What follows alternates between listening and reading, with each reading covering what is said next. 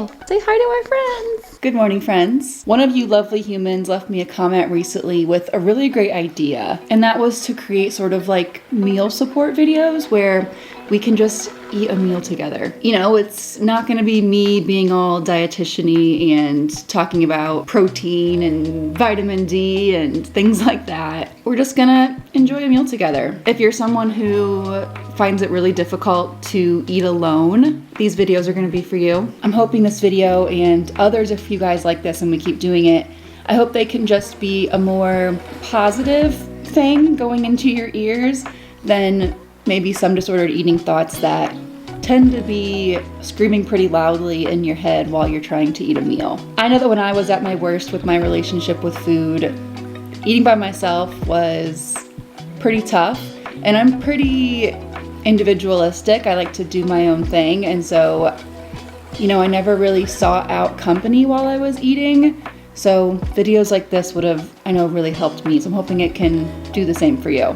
So without further ado, we're gonna make our coffee together and make our breakfast together, and then we can finally enjoy it together. Let's start with our coffee. Here's today's pot of choice.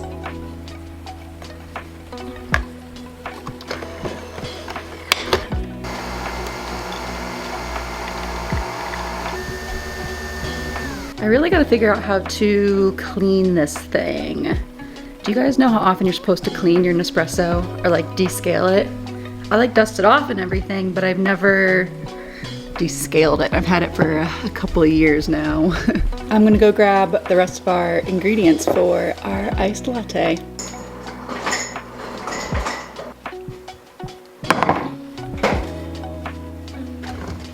Got our ice. And then a few of you guys have asked me like what the liquids are that I use in my iced coffees, and I tend to mix it up a lot. You know, I like to do syrup sometimes, I like to do creamer sometimes. Sometimes I'll do a hot coffee and not even do a latte, I'll just do like coffee and creamer. I do cold brew sometimes, so it really just depends. But my go-to lately has been my espresso with ice, and then I add a splash of milk. You can use whatever kind of milk you like. And then a splash of my creamer. So if you do just milk and you don't like it sweet, I would do a little bit more milk. If you're gonna do something sweet, I would do a little less milk and then add your creamer, which is gonna kind of add that sweet component.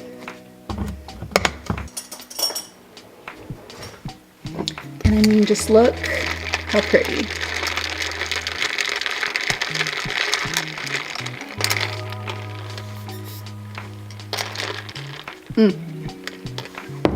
So good. This is your reminder to drink your coffee however you like. I used to only drink my coffee black back in the day, and if you like black coffee, that's fine, but I don't really like black coffee that much. So now we have our coffee however we enjoy it. Okay, for breakfast today, I'm super excited because this is something I've never made before, at least not with these particular ingredients. Let me get things gathered and I'll show you what we're talking about.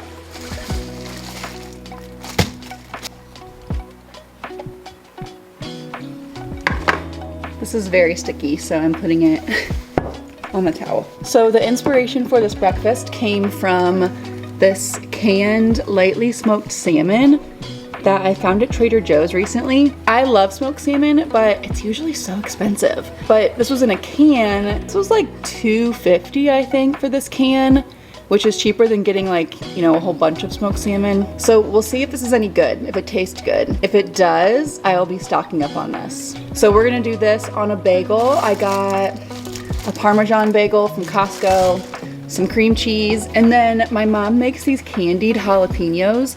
So they're like sweet and a tiny bit spicy. You guys know I don't love super spicy stuff because it hurts my tongue, but these are really good and they add like a sweetness to a meal that's otherwise very salty. So I'm very excited to see how that tastes. So let's get this assembled.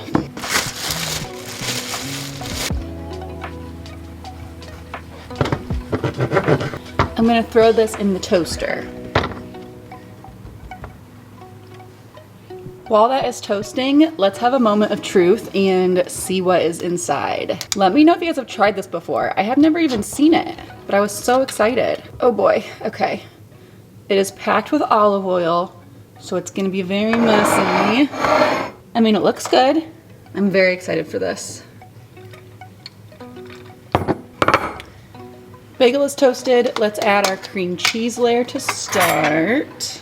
Let me know, are you guys more into sweet bagels or savory bagels? I used to be much more of a sweet bagel girly. Like I would do like the blueberry bagels with like a strawberry cream cheese.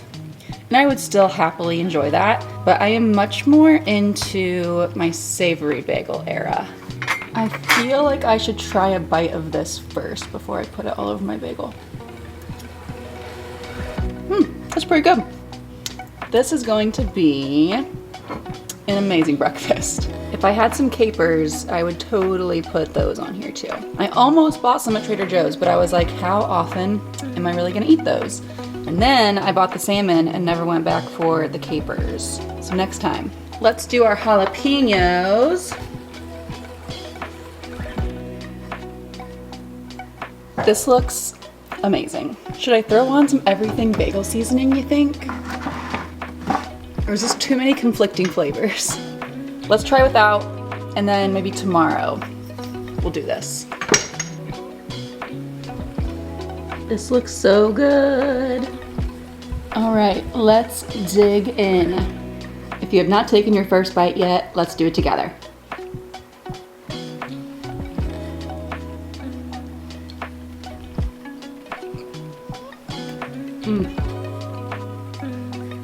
Man, they don't serve this kind of thing around here. Like there aren't any bagel places that are like known for their bagels, as far as I know. I would thrive in the food scene in New York, but I would not thrive in city life. I was meant to be a suburbs, rural type gal. I wouldn't last in a city more than a week.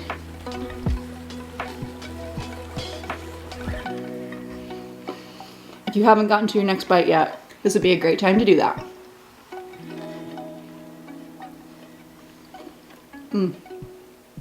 So today is a Monday. I'm working from home. I've got a podcast recording this evening, like a little peer coworker meeting thing this evening. And then I've also got a training inside of my membership. Otherwise, I'm recording content like this. I might also record and eat lunch with me and get that posted sometime soon as well. It is the week before Christmas at the time that I'm recording this. So I've got a lot of work to do this week. And then starting on Saturday? Yeah, Saturday's the 23rd. I've got like back to back to back family gatherings, which will be super fun. On Saturday, we're going to my in-laws, Ross's parents, and we do like a secret Santa with all the adults. And I can't tell you who I have because she watches these videos sometimes. He or she. But Ross ordered a prime rib and we're going to smoke it and bring it on Saturday. Very excited. He did the same thing for Mother's Day this year and it was so good. And I'm trying to figure out what sides I want to bring because he's gonna do the meat, I'm gonna bring some sides, and then the rest of the family too will probably have other sides and desserts. So if you have any go-tos, if you guys have any traditional sides that you tend to bring to holiday gatherings, I'd love some ideas. Both sweet and savory are kind of the vibes I'm looking for. I might do like one dessert type thing and then one like savory side dish or snack.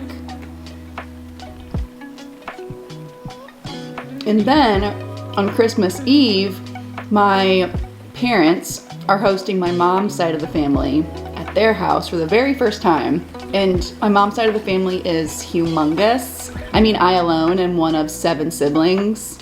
So that right there is a full house. But my mom has a bunch of siblings. They all have kids. Their kids have kids. It's gonna be chaos. Dogs everywhere.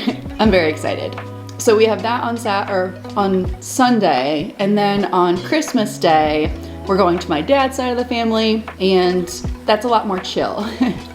My dad's side of the family is much smaller than my mom's side. We already gave Finn his Christmas presents. I posted a little bit about it on one of my Vlogmas videos, my shorts and TikToks. We got him a bunch of toys. Ross got him this bed that came from overseas, took forever to get here, and it is not what he expected for the price that he paid. But I mean, Finn is laying on it right now looking adorable, and he loves it, so that's all that matters. But it says like good night on it, and the text is like way off center. It's very funny. But we're trying to think of some traditions that we can establish for ourselves. We used to make cinnamon rolls every New Year's Eve, so I thought we could maybe start doing those on like Christmas Eve or Christmas morning or something. I would also like to know what traditions you guys have for the holidays, because we've been married for 4 years now, and we don't really have any of our own traditions yet. I love this time of year, aside from the fact that it's cold and gray. Like right now it's after 8 o'clock and it's still pretty dark out and it's starting to snow. Don't love that. But I love all the family time and taking some time off of work. It just feels good to relax a little bit.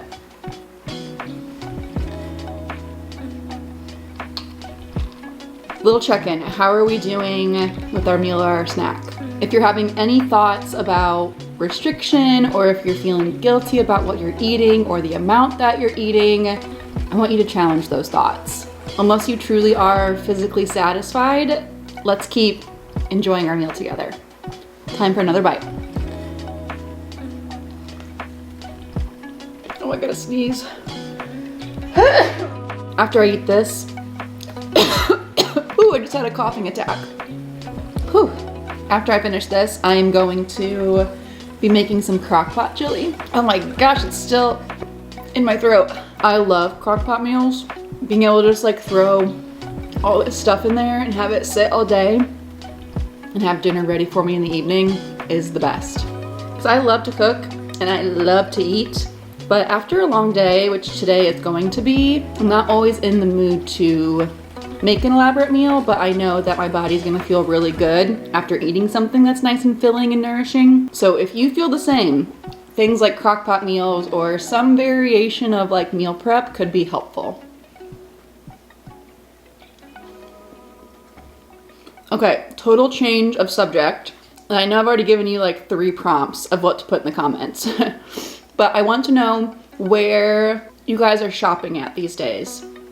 Especially the girlies who are watching this. Where are we getting our clothes? I've been talking about this a lot with my friend Emily, who you might know if you listen to our podcast, about like creating a wardrobe that feels more me. And I'm slowly getting there. I just don't know where to buy stuff. Like I want quality, but I also am so cheap when it comes to buying clothes. But I know it can be worth it to like have those investment pieces that'll last you forever. And I am a really big fan of thrifting. I would like to start going thrifting more often, you know, to sort of increase my chances of finding stuff that I want and like. But I'm really looking for like basics. Like a top like this, I obviously can't wear with everything, and it wouldn't really be good for any kind of event. It's pretty loud. I'm looking for more basics, things that I can just like mix and match. I don't necessarily like want a capsule wardrobe, but I could see myself leaning in that direction, if that makes sense. I follow a few different like Amazon accounts, Amazon shopping accounts on TikTok, and I do also see a lot of de-influencing videos, which is a nice balance because I don't need to be buying every single thing that an Amazon influencer is promoting because they're likely in a lot of credit card debt, which I don't want to be. But that does help to give me some inspo to see what others are posting about. A lot of my For You page is like clothing, fashion. I see a lot of videos that are like, these are my big no's in fashion. I don't know. I feel like those can be kind of judgy. The comments usually say that. They're like, oh, aren't you a big ball of fun? Like they're usually calling that person out for being sort of judgy. I just feel like I would never post that. I think everyone gets to wear whatever they want to wear. And as someone who grew up with just absolute garbage self-esteem, if I were to really like a piece of clothing that I had and I saw this random TikToker say that that's a big no for them, I probably would have stopped wearing it even though I really liked it. Thankfully, I've outgrown that. I'm getting much better and I have much more self-esteem now than I did back then. They're definitely right about as you get closer to 30 and hit 30 and beyond, you really stop giving a crap about what others think. I'm definitely there. I wear way less makeup. I wear whatever clothes I want to wear. I don't really care anymore. It's pretty refreshing. Oh, speaking of clothes, shoes. What shoes is everyone getting? It's the same thing for me where like I want to invest in pieces that I like and that will last a long time, but I also don't want to spend 300 bucks on a pair of boots, you know? And I have a lot of like the short ankle Chelsea boots that look good with skinny jeans, but I am no longer wearing skinny jeans, and not because the Gen Z bullied me into not wearing skinny jeans. I have recently found that like the baggier fit, the straight leg, the dad jean, the mom jean, they just like fit better with my build and they're so much more comfy. The problem is I never know what boots to wear with them. And that's like the main thing I wear in the winter when it's freezing and snowing. So let me know also where you guys are getting boots at. Well, I am at a good stopping point. I'm feeling that satisfaction where, you know, if I did finish this, I'd be a little bit uncomfortable. I'm feeling good now, and I know I get to eat again whenever I feel ready. So there is no pressure to eat past what my body is telling me it needs. Depending on your current stage in recovery, it might be best for you to finish your plate. If you've been restricting for a long time and your body's not used to telling you how much it needs, you might be encouraged to eat more than you're used to. For me, I'm at a place where I fully trust my body and I'm able to stop when I feel satisfied and not worry about cleaning my plate. So again, take what you need from that, but depending on where you're at in your recovery journey, it may be best to finish your meal. Or if you're hungry for the whole thing, by all means, eat more, get seconds if that feels good for you. Thank you guys so much for watching this meal support video. If you guys do like this, let me know and we can make this a regular thing. We can eat our meals together. Again, I know it just can be really helpful to have someone there while you're eating so you don't feel so lonely. You don't feel those disordered eating thoughts in your head the entire time. Even if we're just doing some chatty girl talk, telling random stories, I hope it can make it feel a little bit easier for you to get your meals and snacks in. Make sure to subscribe so you always know when I'm posting new videos like this one, and I will see you guys next time.